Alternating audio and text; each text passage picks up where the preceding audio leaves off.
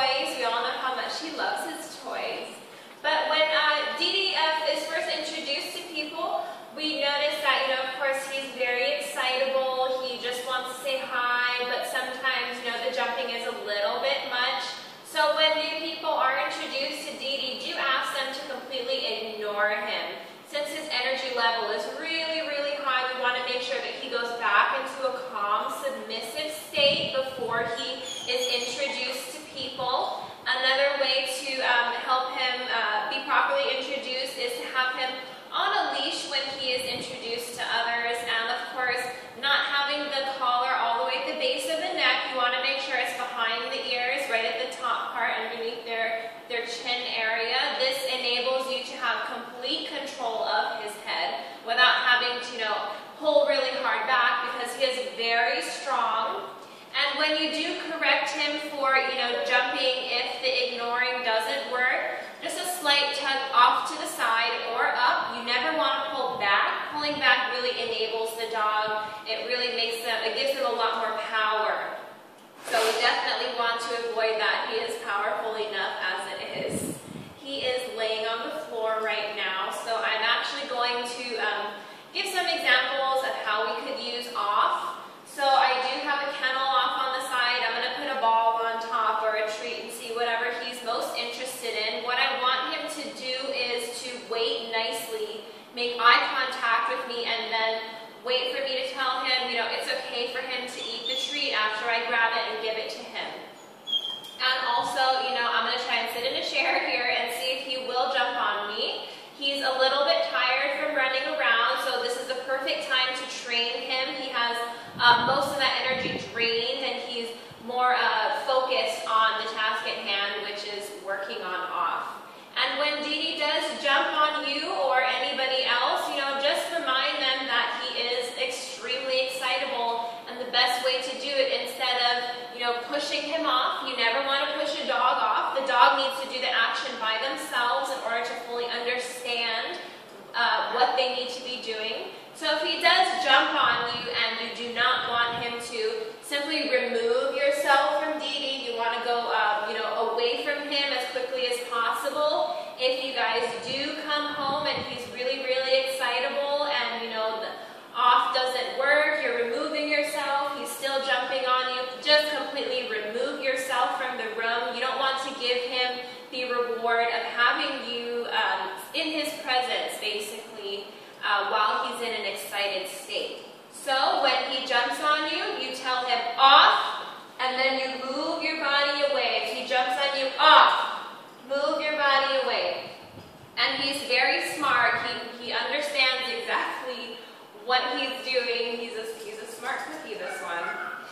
So what I'm going to do here is I'm going to get him a little bit riled up. I do have the leash here. I'm going to have a ball in a second. But what I'm looking for is to make sure that he goes into a calm, submissive state, that he, gets his energy level from 10 to 2, and I need him to really focus on me.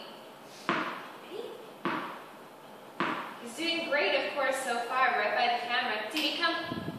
Come.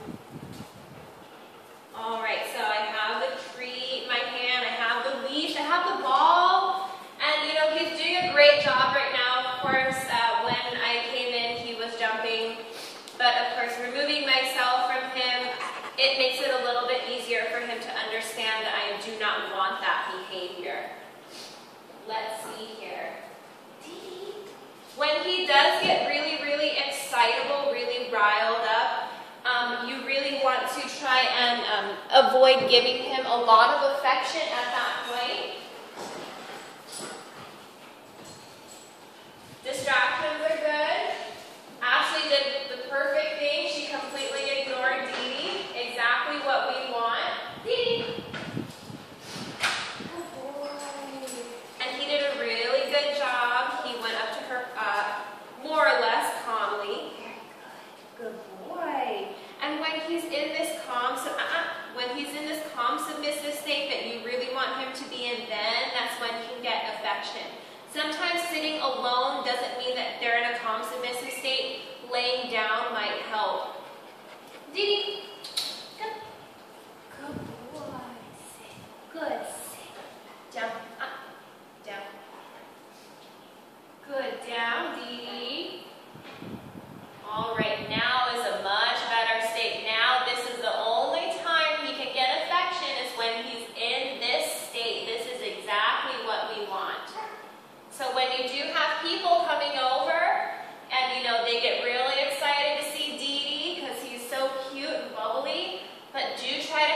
ignore Didi. And when he is out and about, you guys are taking him on a walk perhaps, and he does get a little too excited when he sees somebody. You have him on that leash. Make sure that your collar is in the right place behind the ears, and use your corrections as so. So, you really want to make sure that he listens to you and he does go into that calm, submissive state. He's not in it anymore. He's a little bit whiny. He wants to roam around and check everything out. So I'm no longer going to give him affection, only when he goes back into that calm, submissive state. All right, so I have my kennel here. I'm going to put a whole bunch of stuff on there that might intrigue him.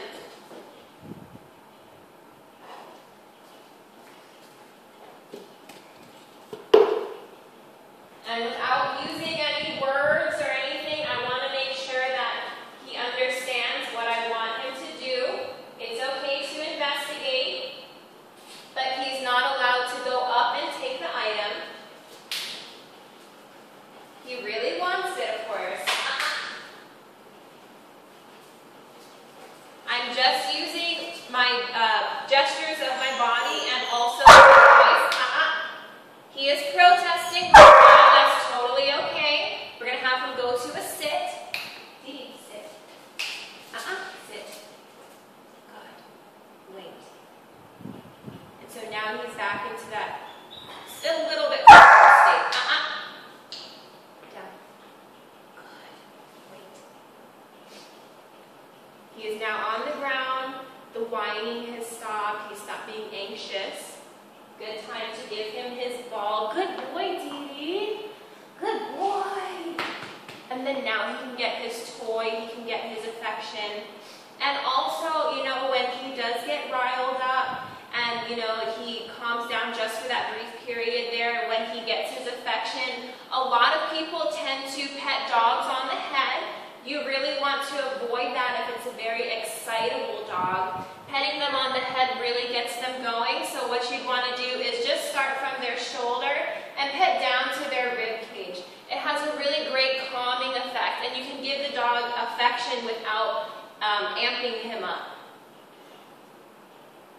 Well, he didn't really care too much about the ball up on here. He listened really well. He did great when he laid down. And also, if you are on a chair, perhaps, and Didi wants to come over, say hi, that's totally fine. He's saying hi, great. But if he does jump up on you, which I'm waiting for, of course he's not going to do it now. He's doing a great job so far.